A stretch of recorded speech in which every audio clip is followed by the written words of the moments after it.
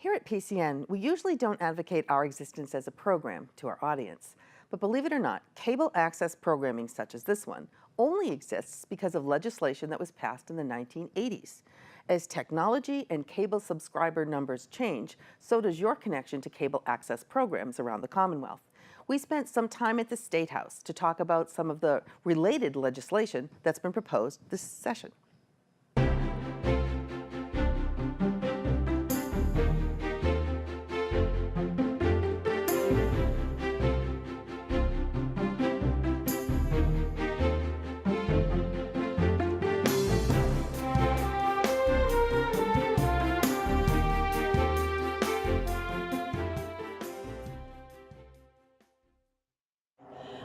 When you're a legislator who files a bill, you really can't do it alone. First of all, you need your partners out in the community. Mass Access has been an organization for over 20 years now. We advocate for the rights of public educational government access across the state of Massachusetts.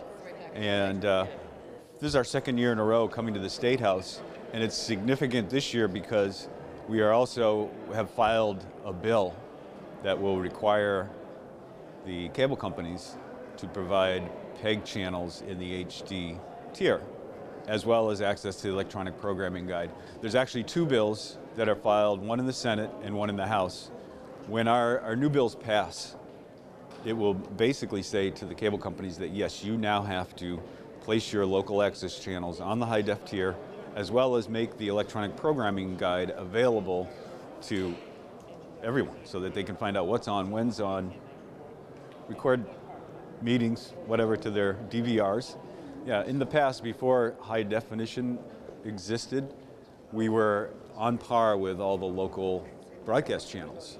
We were usually somewhere in the range, channel 4, 5, 7, 10. Well, with the advent of high def, they've now moved the broadcast channels to a whole different level of programming tier, and we've been left behind down in the single digits where nobody rarely goes anymore. And we know we're not a destination per se, but yet people flip by us often to find out what's going on locally, and we want to be accessible. And the quality difference is huge. It's like, if you're someone who wears glasses, to see the difference between HD and SD, it's like taking off your glasses and all of a sudden everything's fuzzy and blurry.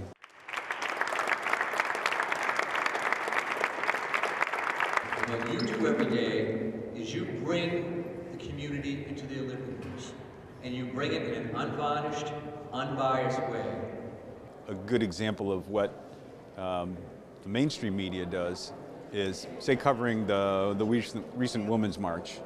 They maybe devoted 2 minutes to something that was huge, where 175,000 people were right outside the door here.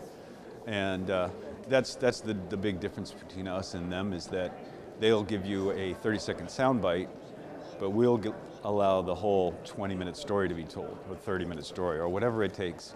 And there's just nowhere else to get that anymore. We let the people of our community tell their stories.